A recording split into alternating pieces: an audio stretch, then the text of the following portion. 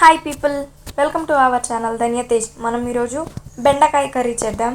ఎప్పుడు ఒకేలా కాకుండా ఈరోజు మనం డిఫరెంట్ స్టైల్లో బెండకాయ కర్రీ తయారు చేద్దాం. మనం చేసే ఈ బెండకాయ కర్రీ చపాతీతో కానీ, దోశతో కానీ, రొట్టెతో కానీ, ముద్దతో కానీ, రైస్తో కానీ దేంతో అయినా సూపర్ హిట్గా ఉంటుంది. ఈ రెసిపీ ఎలా చేయాలో చూసేయండి. 1 టేబుల్ స్పూన్ ఆయిల్ వేసి, ఆయిల్ వేడెక్కిన తర్వాత 10 ఎండుమిర్చి, ధనియాలు 2 టేబుల్ స్పూన్స్, ఉద్దిపప్పు 2 టేబుల్ స్పూన్స్, పచ్చిశనగపప్పు 2 టేబుల్ స్పూన్స్, ఒక మీడియం సైజు వెల్లుల్లిపాయ నుంచి తీసిన వెల్లుల్లి రెబ్బలు, 2 టేబుల్ స్పూన్స్ వేరుశనగ గుళ్ళు వేసుకోవాలి. 1/2 స్పూన్ జీలకర్ర వేసి పప్పులు దోరగా వేయించుకోవాలి.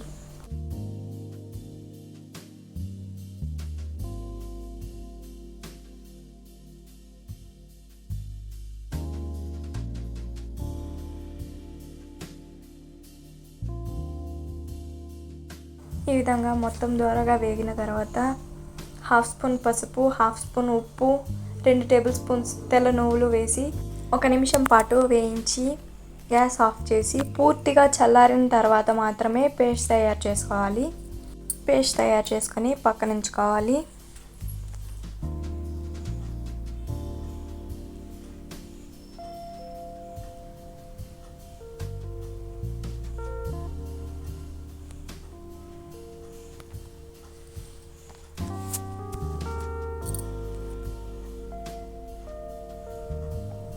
పేస్ట్ కన్సిస్టెన్సీ ఈ విధంగా ఉంటే సరిపోతుంది. 250 గ్రామ్స్ బెండకాయలను తీసుకొని మొదలు చివర కట్ చేసి, నిలువుగా కట్ చేసి, సన్న ముక్కలుగా కట్ చేసుకొని పక్కన ఉంచుకోవాలి. ఒక మీడియం సైజు టమాటా, 2 చిన్న ఉల్లిపాయలను సన్న ముక్కలుగా కట్ చేసుకొని పక్కన ఉంచుకోవాలి.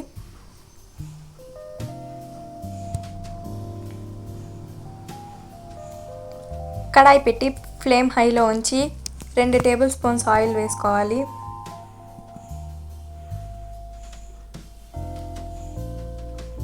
ఆయిల్ వేడెక్కిన తర్వాత వడియం వేసుకోవాలి. వడియం ఉంటే వేసుకోండి, లేదంటే ఆవాల ఉద్దిపప్పు వేసుకోండి. 2 రెబ్బల కరివేపాకు, సన్న ముక్కలుగా కట్ చేసిన ఉల్లిపాయ వేసి ఉల్లిపాయ వేగేంత వరకు వేయించుకోవాలి.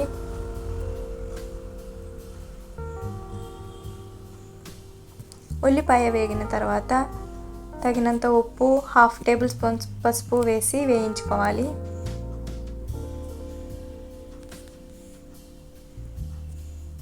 కొంతసేపు ఉల్లిపాయ వేయించి మనం సన్న ముక్కలుగా కట్ చేసి పక్కన పెట్టుకున్న బెండకాయ ముక్కలు వేసి వేయించాలి.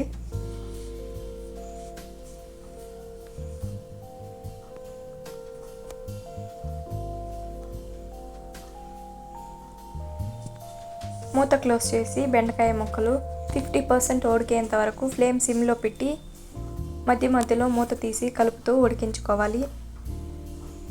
ఈ విధంగా 50% ఉడికిన తర్వాత మరొకసారి గరిటెతో బాగా కలిపి సన్నగా కట్ చేసి పక్కన ఉంచుకున్న టమాటా ముక్కలు వేసి కలపాలి. టమాటా మెత్తబడేంత వరకు ఫ్లేమ్ సిమ్లోనే ఉంచి ఉడికించుకోవాలి.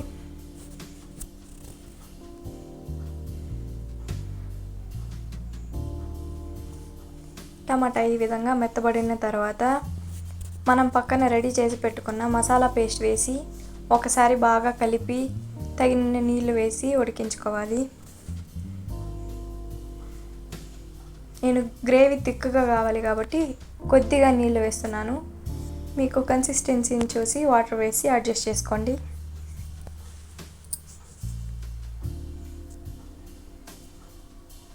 ఈ విధంగా వాటర్ వేసి కలిపిన తర్వాత ఫ్లేమ్ సిమ్లోనే ఉంచి బెండకాయ పూర్తిగా ఉడికేంత వరకు ఉడికించుకోవాలి.